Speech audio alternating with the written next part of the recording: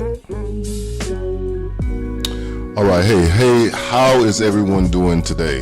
All right, so happy holidays, right? It's almost New Year's, so we're just getting ready to enjoy the new year heading into 2023. This is going to be the 6th video in our Cloud Quest series.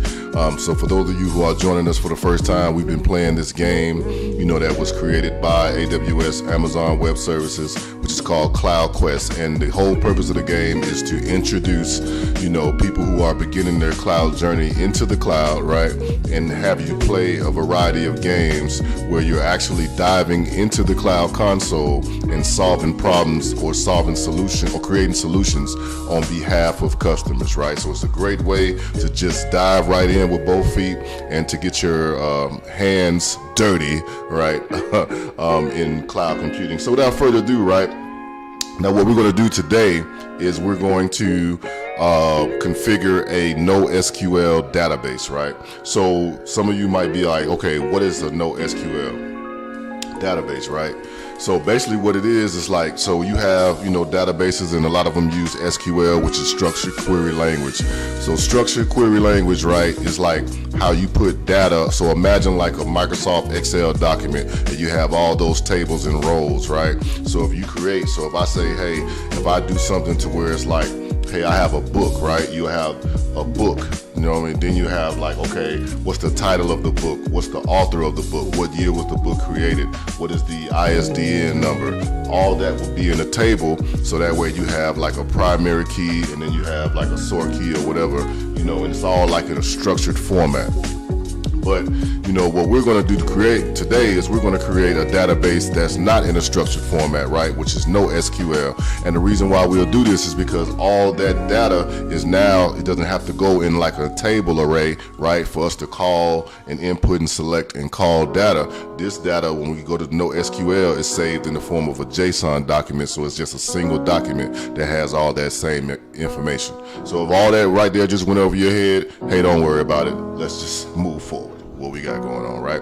All right, so look, in today's video, like I said, we're going to create a NoSQL database. So let's go ahead and get started. Now, right now, we are more than 50% within our cloud journey. So hip, hip, hooray for us, right? Hip, hip, hooray for Trey. All right, so now we are, like I said, we're 50%, in our journey of becoming a cloud practitioner, right? So for those of you who are studying for the cloud practitioner exam, this is an awesome, awesome way to, like I said, hit the ground running and get your feet wet. So without further ado, let's go ahead and dive into our first assignment here, which is to create a NoSQL database. All right, so we got our guy, and he's purple hair, and he got a purple hoverboard, and he's driving over to, within the city, right? And he's on his way to go meet with the customer, because, us as cloud engineers, we have to have meetings and sit down with our customers, right? So they've just decided to meet on this random street corner, right, within this city. Okay, so let's go ahead and click on here. Now, all right, so our customer in the first NoSQL database, hi, welcome to the best entertainment streaming service in the city. Thank you for answering the call. All right, no worries. How can I help you?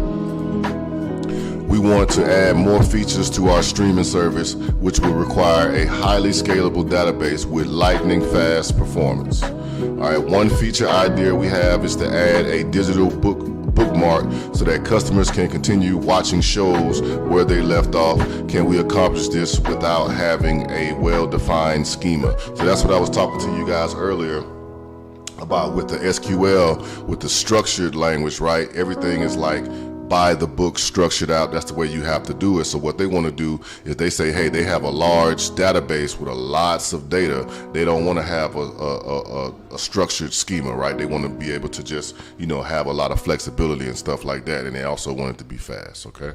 So that's good. And in a lot of companies, you'll see as you go on, a lot of companies use this technology, right? So whether it be like Netflix, right? Or like HBO Max or Amazon Prime or whatever your favorite streaming service is, you'll see a lot of them use like non-relational databases. All right, so here I am talking to the customer again. That would be nice. That would be a nice feature to add. Based on what you described, I think Amazon DynamoDB is the best option. So Remember that, Amazon DynamoDB. All right, so DynamoDB is a NoSQL database, so you don't have to worry about schema. It automatically scales, and it has single-digit millisecond latency. All right, single-digit millisecond latency. Now, just for you guys and gals that's out there studying now, if I was studying for a test and I looked at something like this and I said, okay, DynamoDB, NoSQL database, single-digit millisecond latency, I would be trying to put all that type of stuff together just in case I saw it again, on an exam or something like that. All right, so now, okay, that might work, but what about gathering metadata on viewing habits from customer devices? Can a NoSQL database organize a large amount of metadata, right, and support the storage of it? It sure can. DynamoDB supports petabytes. That's lots and lots and lots of data, right? Supports petabytes of data. And to support your metadata needs, you can add records with unique IDs that have varying attributes. Now, I'm sure everyone knows what metadata is, right? But allow me to explain it really quick. So you have data and then you have metadata. So metadata kind of describes what data is. So if I had let's say I took a picture, right? So if I just took a picture on my smartphone, it would say, okay, this is a picture. What I've just done is I've created data. Now there's metadata that's associated to that picture, like what time of day did I take that picture, right? That's a piece of metadata. How big is the picture? Is it 1920 by 840 or whatever the case, right? That's another piece of metadata, right? The location information, that's a piece of metadata, right? So all that stuff goes into data, and that's what metadata is. It's just metadata just describes data, so just remember that. All right, so now, and then also I do want to put this in there because I want y'all to learn something, right? So when we talk about what she's asking, right? She says, hey, can DynamoDB support metadata for collecting customers' viewing habits? All these websites do this, right? All you gotta do is pick up your phone, right? Now, if you notice, they always ask you this question: do you mind if we, collect your location information? And then you say what? Yes. All right. Do you mind if we collect your phone contacts? And you say yes. All these companies are collecting metadata on you, right? They're just collecting data and metadata on you. And what they do with that is they determine your viewing habits, right? So you take a company like Netflix, right? Let's say you watched a movie, right? Netflix. Let's say you watched The Lord of the Rings, right? I don't know if The Lord of the Rings would be a good example, but let's say you watched a dance movie, right? Like You Got Served, right? A dancing movie.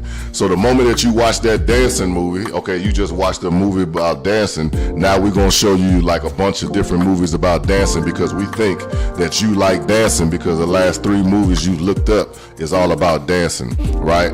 Or if you went on to Amazon.com, right, and you went on to Amazon.com and let's say you bought a power drill, well, now I'm just going to show you because I seen that, okay, you bought a power drill, last time you bought some nails, and 2 weeks ago you bought a hammer. I say, okay, this person likes to build stuff, so now I'm going to show you a bunch of different power tools, a bunch of different wrenches, a bunch of different things that's related to what you might want to buy. This is what companies are doing all the time, okay? All right, so nice. This sounds like it will greatly enhance our customer streaming experience, all right? Can you help us with this solution? Can you help us implement the solution?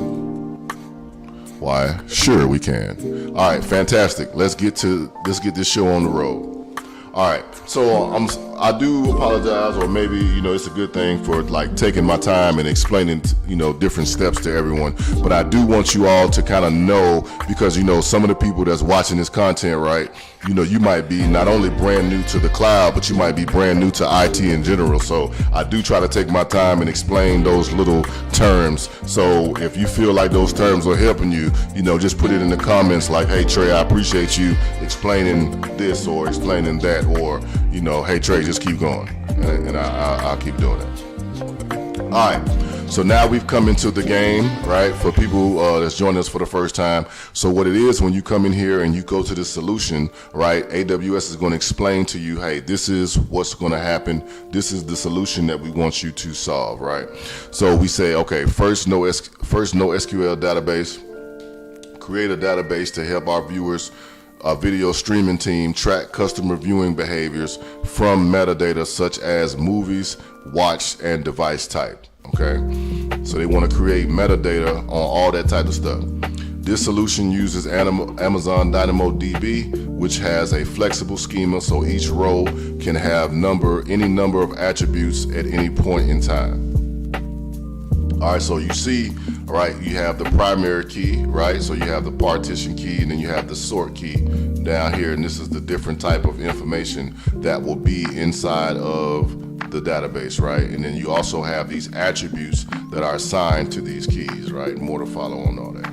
All right, so DynamoDB is a key value and document database that delivers single-digit millisecond, I would remember that, performance at any scale. This level of performance addresses the fast response time required by the solution.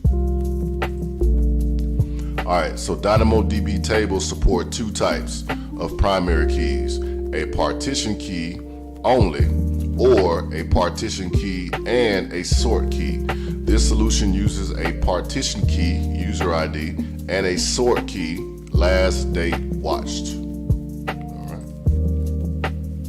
When getting a specific item, get item operation, all right, you must specify the primary key for the item that you want. You can retrieve the entire item or just a subset of its attributes. To query this table, you must provide the partition key value and apply a condition to the sort key value so that you can retrieve only a subset of data. With a flexible schema, you can add a new attribute, such as rating, to a specific record even after it has been created. So that's very, very important, okay? And then let me see. All right, so now we go over to our plan. And let me bring this in just a little bit to make sure that everyone can see this correctly. Okay, there we go. All right, so now it's telling us, okay, hey, the practice lab goals. So the step-by-step guide for our learning today, right, in the practice lab goals is to create a NoSQL database as an Amazon DynamoDB table, right? Add a record with the dynamic schema to the DynamoDB table, query the DynamoDB table, right? Create a new user item with a unique ID. This is going to be our do-it-yourself goals. So after we do what the lab is telling us to do, right, and then create this table and do everything outlined in the instructions, they're just going to say, okay, now we want you to do something by yourself, and we want you to solve the solution by yourself. All right. So now let's go over to here to the practice. All right. So now what we'll do is we'll go ahead and start our lab. So for those of y'all, like I said, that's joining us for the first time, AWS will create the lab environment for us. Okay, so we don't have to log into the console, absolutely free. We don't have to worry about spending any money on services and things like that. It'll go ahead and spin the console up for us. So this is our environment. As we see here, the different AWS services, all right, some that we've recently visited in the past. And you see we have the region of North Virginia right here. And then also we are the lab user for this specific lab. Okay, cool. All right, so now let's go over to our next step. Okay, so the first thing he wants us to do in the console is find the service, which is DynamoDB. So it is down here in the recently visited services, but also, as we have learned in the past videos, right, all we have to do is just go up in here to the service tab and then type up DynamoDB, and then we can find the service that we're specifically looking for. All right, so then we come here. All right, so it says in the top navigation bar search box, type DynamoDB. In the search results under services, click DynamoDB, go to the next step. All right, so now it wants us to create tables, so that's what we're going to do here. Come over here, create a table, and then it's going to bring us to the DynamoDB console, right, where we will be able to input all of our instructions to create an actual DynamoDB table. All right, so we go to step 4. So now, inside of the table name, okay, it wants us to put user video history. Now we always have a problem with, for some reason, copying and pasting this stuff, right? So let me see if it will allow us to do it today. Nope. All right, so we will have to just type all this stuff manually. That's not a problem. So user video history. So we got user and then video and then history, right? All like one word, but those words are like capitalized at the front. So we need to make sure that we, you know, have the proper like, you know, I forgot how to describe it, but just, you know, make sure that everything is capitalized, and whatever is not supposed to be capitalized, you know, make sure that everything is the same within our example versus what we do within our lab, right? We want to make sure that everything is the same.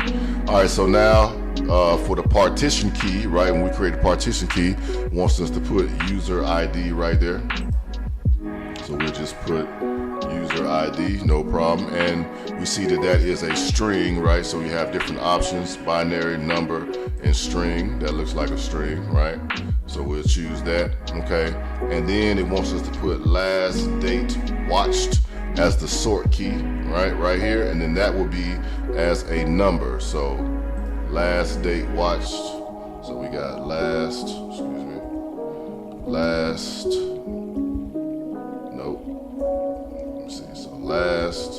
date, and then watched right here, and then in the last date watched, the format will be a number right here, right? So let's go ahead and choose that as a number. All right, so once we do that, then we can move on to the next step. It's telling us to scroll down to the bottom of the page. We'll scroll down a little bit. Let's go over to our next step. We want to accept the default settings right here. So we'll go ahead and accept the default settings, and then we will create our table. So the default setting radio button is already checked. All right, and then we will create table right here. Now the thing about, you know, creating these databases is not like EC2 instances where it's like it's created automatically and it just happens real fast. You know, it takes a little time.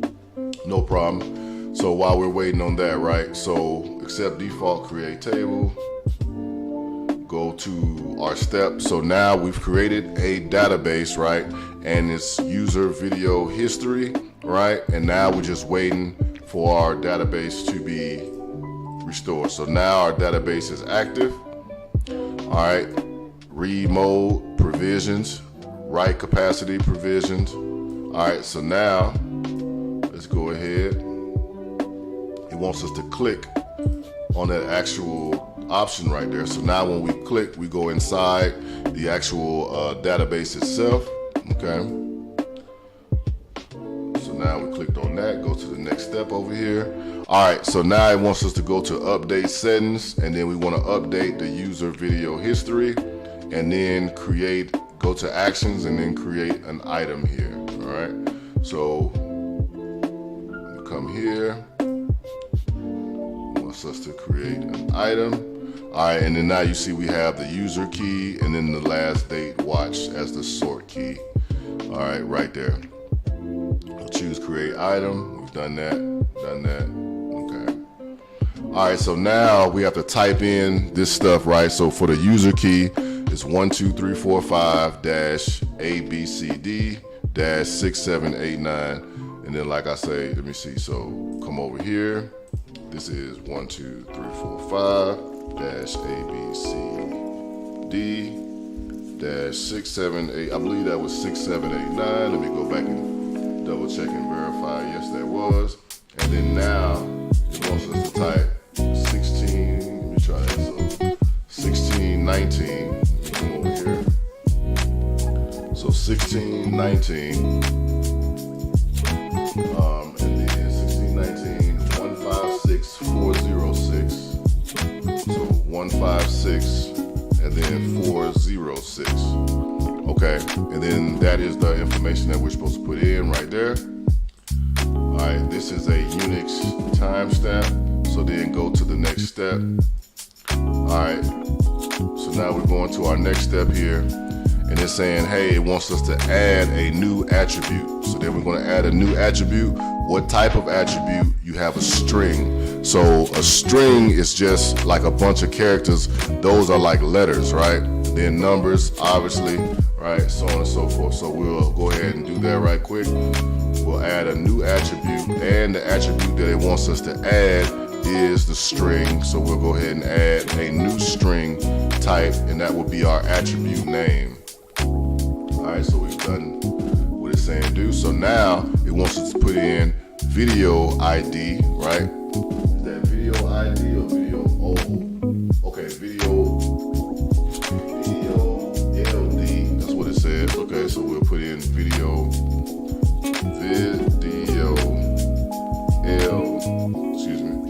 LD.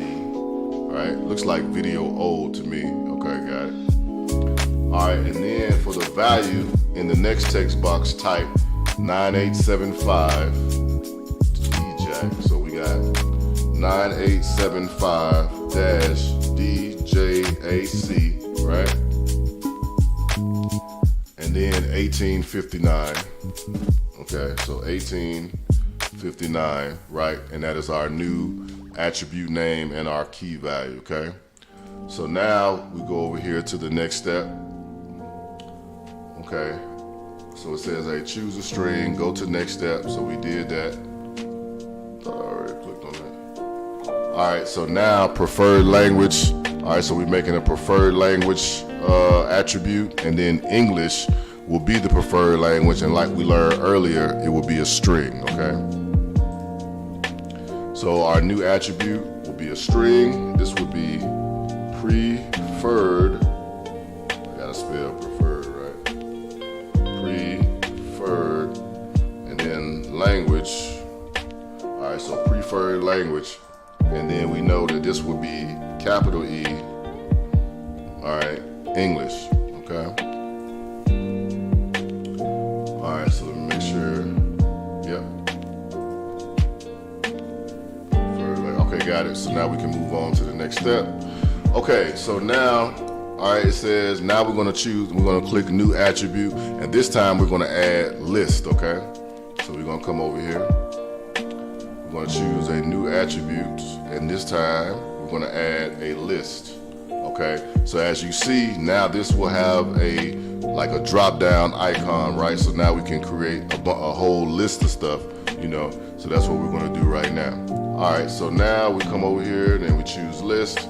All right, so now supported devices. All right, so now supported device types. So let's go ahead and put that in there. Was that a capital S? All right, supported. So supported device types. So supported device types, okay? We did that. And then now we're going to create a string here. And then once we create our string, then we're going to insert, hey, Amazon Fire TV. So we come here, we create a string, and then inside our string, right, we want Amazon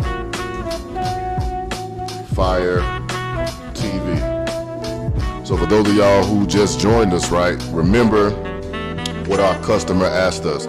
Our customer was like, hey, can you create like metadata within your database? So now they want to know, like, okay, not only who is watching, but what type of devices are they watching on, right? And, you know, like different other type of stuff. So this is the metadata. So remember, metadata is just data that describes data, right? Like I mentioned earlier in the example, like if you take a picture, so if you take a picture, right, like if you take a picture on your cell phone, you just created some data, so the data is the actual picture. But what is the metadata? The metadata is how big is the picture? Is it 1920 by 860? What's the location of the picture that you took it at, right? You know, just different things like that. That will be the metadata that's describing, you know, the actual picture itself. Okay, now, So now coming back to our tab, okay, so we did that, Amazon Fire TV. It wants us to insert a new string, and now Amazon Fire Tablet. So let's add that to our list. So we want to insert a field, that is a string, and now Amazon Fire Tablet. Okay, so Amazon Fire Tablet, got that. So Amazon Fire Tablet, and then it wants us to create items, so we'll go ahead and do that. All right, so now we've just created an item, right? So there we go. All right, so now let's go to our next step. So now it's telling us like, okay, in the left navigation pad under titles, click explore items.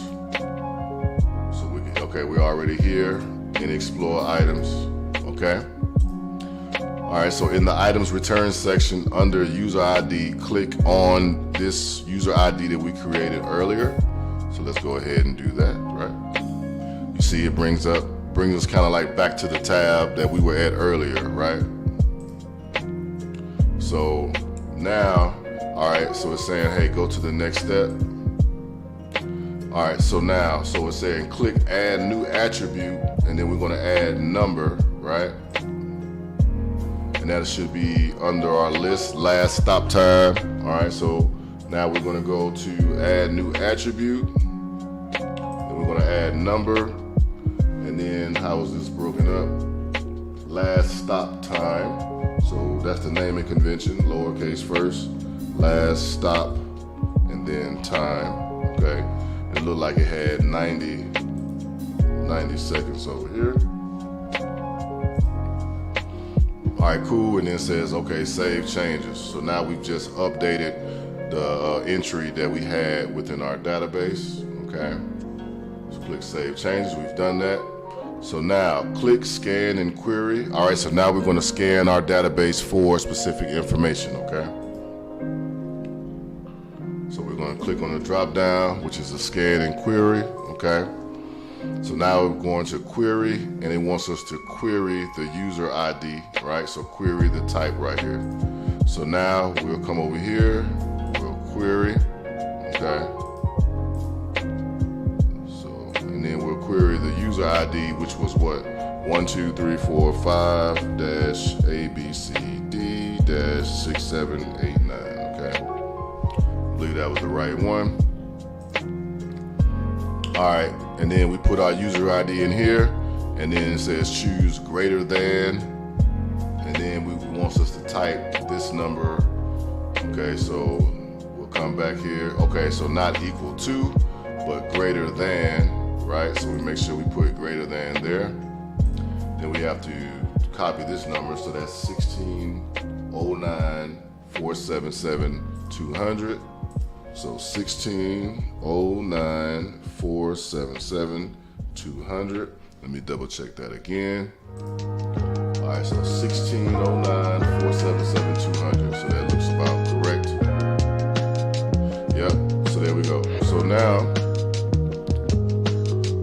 click on run. So we're gonna click run. All right, and then it has completed. So we go to the next step. All right, so in the items return section, review the record returned. So this is the record that has been returned right here. So let's go to the item review.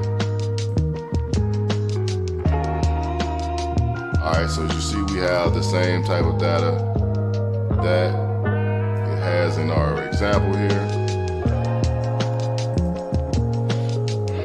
Okay, so in the user video history, the partition key type, let me see. Okay, so it wants us to update this now. So we'll type in, what's that, ABD, okay, so ABD5. Man, that's some random characters. It's kind of annoying, ABD5, that I can't like just copy and paste, you know what I mean? But it's fine. So now we got ZXCG. Okay, so ZXCG. All right, and then we got 12385. So 12385. Okay. All right, and then greater than, so let me search the greater than tab, and it looks like those are new numbers here. So 1609, nope, that's the same, my bad.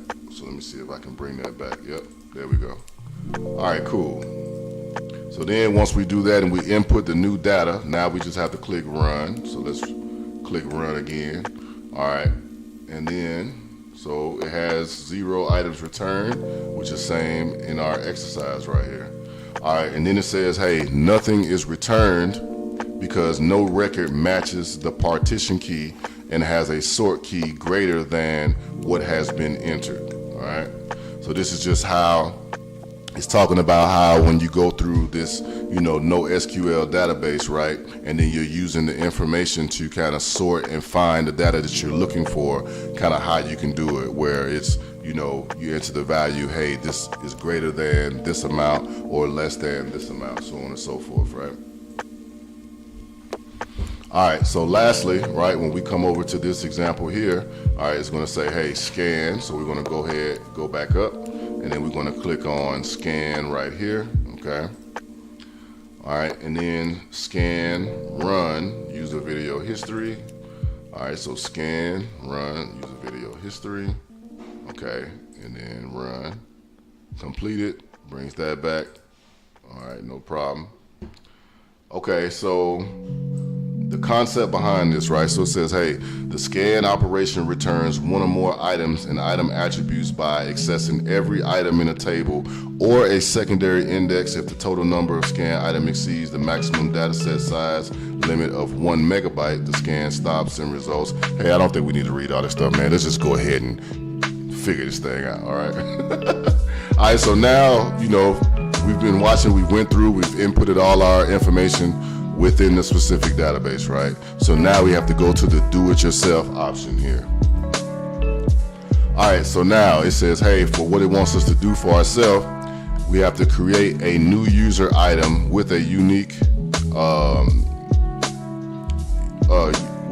ID. Then we have to add a new attribute name rating with a number data type. Okay, so let's go ahead and do that.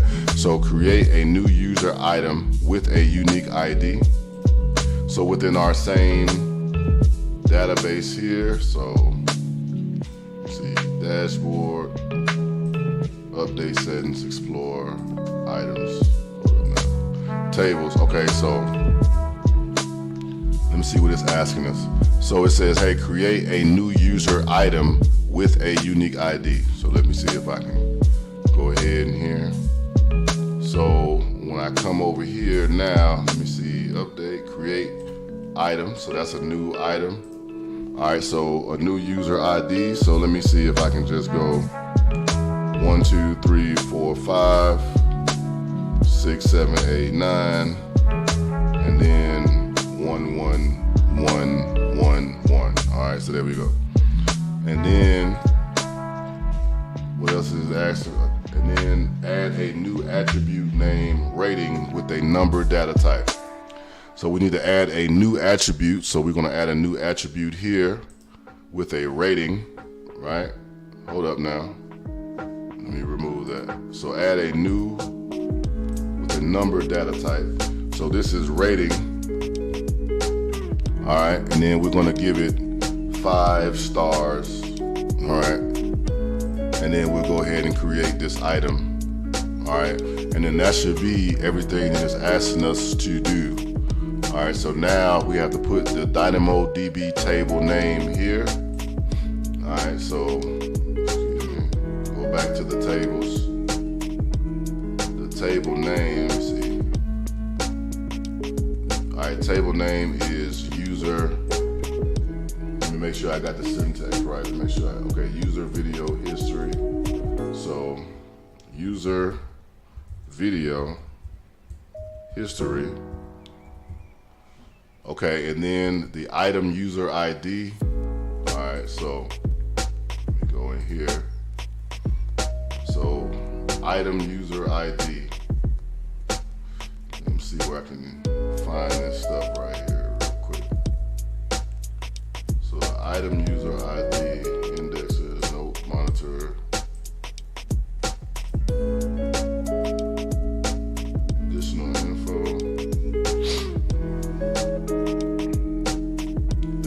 resource name. We're not looking for the resource name. We're looking for the item ID. Okay, so let me go back here real quick. Let me go back to our tables. And inside of our tables,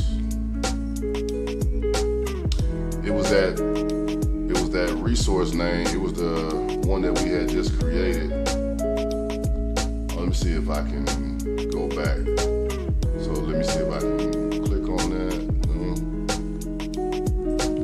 Explore table items. Okay, got it. So then enter the resource ID. So this is the resource ID. We should be able to just copy and paste this. Hopefully. Item user ID.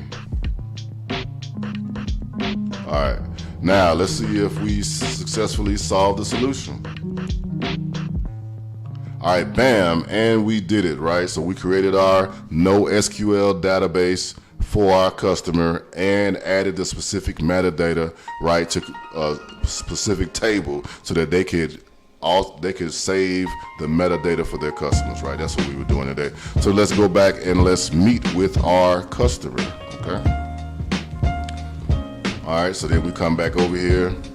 Fantastic, thank you for building this solution. Now you can choose your reward. So for those of y'all who haven't seen the rest of the series, I encourage you to go back and look through the playlist of, the rest of the Cloud Quest videos. But after we, create and solve a solution for our customers, they always like build a business for us, right? Like in a different part of the city.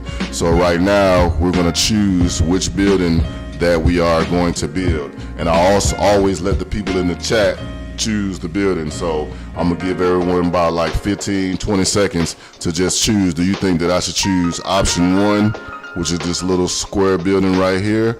Do you think that I should choose option 2, which is this tall, big building right here? Or do you think that I should choose option 3, which looks like, a cathedral or something that's going on right here? So, all right, so you say option 2. Okay, I appreciate it. So option 2, this big old skyscraper. And bam, there it is. We've just solved the solution, for our customer, creating a NoSQL database, okay? So we've increased our player to player level 9, okay? And there it is. So I hope everyone, got something out of today's video. Make sure that you go back and check all the prior videos about playing the Cloud Quest game. You're sure to learn something. I've left a link in the description so that you can go on to Skill Builder website, the AWS Skill Builder website, and go play the game for yourself. But this is all in the effort to learn about cloud computing, all right? So thank everyone for tuning in with me today, all right? It is Uncle Trey, all right? And make sure that you practice this on your own, because that's the only way that you're going to learn, okay? Thank everyone for tuning in today. I appreciate y'all. See you.